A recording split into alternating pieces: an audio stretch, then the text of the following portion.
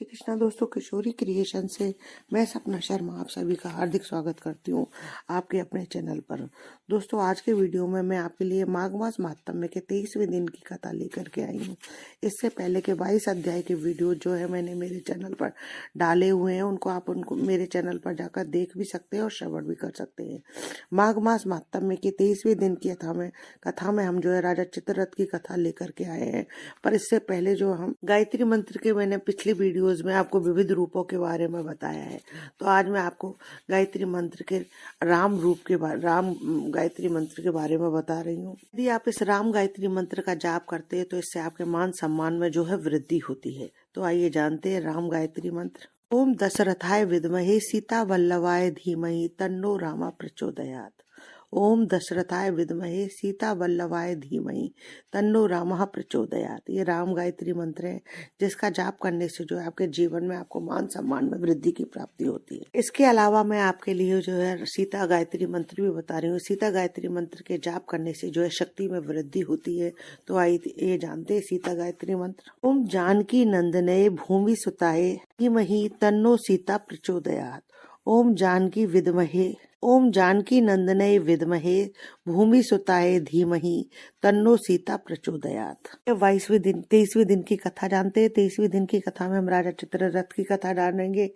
इससे पहले हमने 22वें अध्याय में जो है जाना के देवहूति भगवान की स्तुति करते हैं। लोमश ऋषि जो है भगवान की उस स्तुति को बताते हैं, उसको जानना चाहते हैं। लोमश ऋषि कहते हैं कि सब पापों को हरने वाला, आत्मज्ञान कराने वाला भगवान की स्तुति यह है, इसे आप ध्यान पूर्वक सुनिए। ओम नमो भगवते वासुदेवाय। भगवान की स्तुति करने वाला और जिसकी स्तुति की जाए वह सब जो है विष्णु में हो तो सब साकार हो जाता है। निराकार जिसकी महिमा से जो है चर और अचर यह सारा संसार व्याप्त है, घूम रहा है।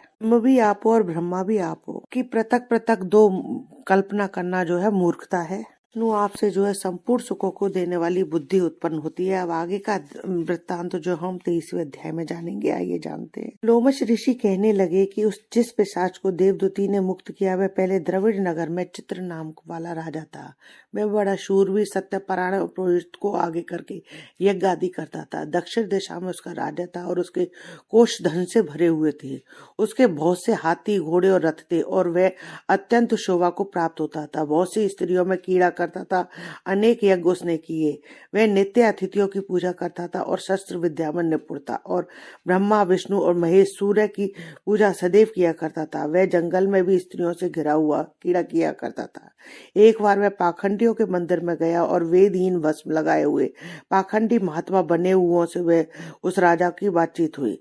पाखंडियों ने कहा कि हे राजन, शैव धर्म की महिमा सुनो। धर्म के प्रभाव से मनुष्य पाप को काटकर मुक्त हो जाता है। सब वर्णों में शैवमती मुक्ति को देने वाला है।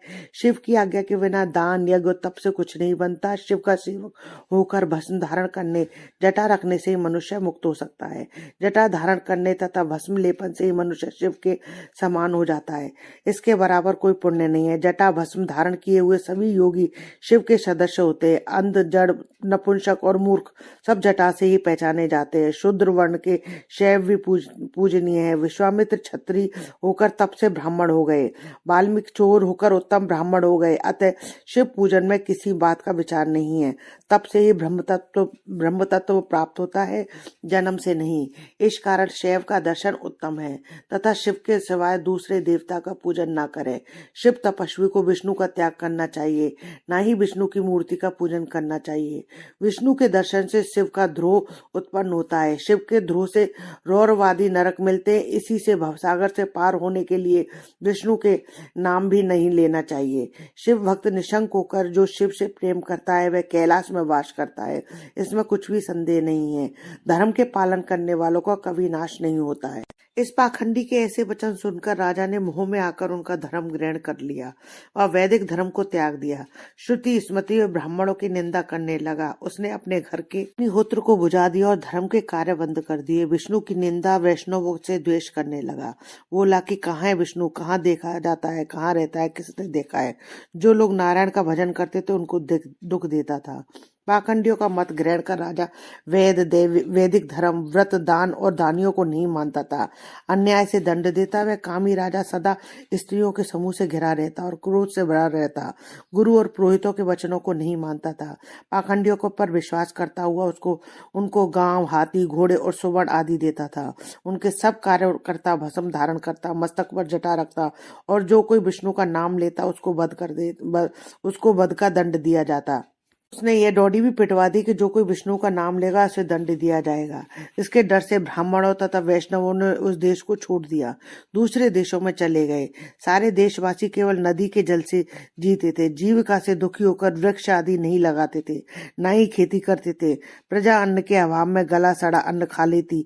आचार विचार, अग्निक्रिया सबको छोड़कर काल रूप की तरह वह राजा शासन करता था। कुछ काल पश्चात उस राजा की मृत्यु हो गई और वैदिक रीति से उसकी क्रिया भी नहीं की गई।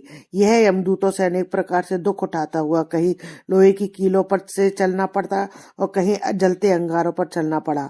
जहाँ सूर्य अति तीव्रता और न कोई छाया का वृक्ष, कहीं लोहे के डंडों से पीटा गया, कहीं बड़े बड़े दांतों वाले भेड़ियों और से काटा गया। इस प्रकार दूसरे पापियों का हाहाकार सुनता हुआ वह राजा यमलोक में पहुंचा। इति श्री माघ मास मात्म में 23वां अध्याय समाप्तम। आगे की कथा जो है हम 224वें अध्याय में जानेंगे। यदि आपको मेरा ये वीडियो अच्छा लगे तो प्लीज मेरे वीडियो को ज्यादा से ज्यादा लाइक और शेयर करें फैमिली और फ्रेंड में। यदि आपने अभी तक मेरे चैनल को सब्सक्राइब नहीं किया है तो इसे सब्सक्राइब करना ना भूलें। पास ही बेल आइकन को दबाएं जिससे मेरे आने वाले हर नए वीडियो का नोटिफिकेशन आपको मिल जाए। जय श्री कृष्ण दोस्तों।